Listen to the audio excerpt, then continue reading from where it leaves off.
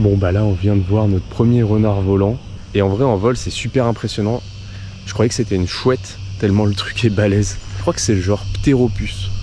Vous aimez bien les renards volants? C'est trop beau, j'adore. Et en vrai là au-dessus du pont, on l'a vu plusieurs fois passer. Donc on va attendre qu'il repasse. Il y a les deux pans là-bas. Ah ouais! La roussette des Ryukyu est une chauve-souris géante. Mais avant de parler d'elle, petit point classification. Traditionnellement, l'ordre des chiroptères, les chauves-souris, était divisé en deux sous-ordres. On avait les microchiroptères d'un côté, majoritairement insectivores, utilisant intensivement l'écholocation, dépourvus de griffes à l'index, et grosso modo une gueule aplatie un peu moche. Toutes les chauves-souris de France appartiennent à ce groupe des microchiroptères. L'autre groupe étant celui des mégachiroptères, avec la seule famille des ptéropodidés, appelés communément roussettes ou renards volants, en raison de leur tronche de renard. Les mégachiroptères sont plus grands, mais pas tout le temps, généralement frugivores ou nectarivores, et on les retrouve en climat tropical. Mais bim, début des années 2000, avec les nouveaux outils génétiques, la systématique des chiroptères a été révisée. Les sous-ordres Microchiroptera et Megachiroptera ont laissé la place aux sous-ordres des Yimpterochiroptera, ce qui correspond à nos roussettes, les ptéropodidés, plus 5 familles de microchiroptères, ainsi que l'autre sous-ordre des Yangochiroptera, avec toutes les familles de microchiroptères restantes. Regarde là.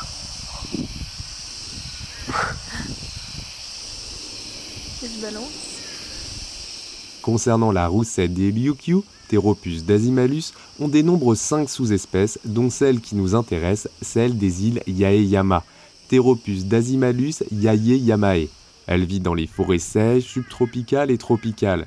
Et avec une envergure allant jusqu'à 1,40 m, vous comprenez pourquoi je l'ai confondu avec un rapace nocturne de loin, n'étant pas habitué à voir des mammifères géants voler. Son corps est recouvert de longs poils, lui donnant cette impression laineuse. La membrane de peau supportée par les doigts hypertrophiés et permettant le vol est appelée patagium, de couleur brun foncé ici chez notre roussette, tandis que le reste du corps est brun rougeâtre avec une nuque plutôt jaunâtre. Comme les membres de sa famille, elle est principalement frugivore et nectarivore. Elle est en train de manger les petits fruits en fait là. Tu vois? Regarde. Bah, c'est frugivore et nectarivore les... Oui, je sais. T'as vu avec ses petits bras? C'est une espèce nocturne, généralement solitaire, qui se perche dans les arbres pendant la journée et se nourrit la nuit. La roussette des Ryukyu favorise la dispersion des graines, car les graines des fruits digérés sont déposées sous forme de guano. À cause de son régime alimentaire, de nombreux agriculteurs japonais accusent la roussette de dévaster les vergers, estimant que les populations devraient être régulées par l'abattage. Le constat est que dans la plupart de son aire de répartition, les effectifs ont été en déclin pendant plusieurs dizaines d'années, bien que cela semble s'être stabilisé dans une certaine mesure en 2008, lorsque l'UICN a retiré le chiroptère de la catégorie en danger et l'a placé dans la catégorie vulnérable. C'était un pur kiff de gosse de voir cette roussette dans son milieu naturel. En plus, on a eu la chance avec Marie de voir un individu juste au-dessus de nous, à 2-3 mètres dans les branches, en train de se nourrir de fruits. Il en avait rien à faire de nous, pourtant il nous regardait, on n'avait pas l'air de le déranger. C'était vraiment magique. Oh la bouille.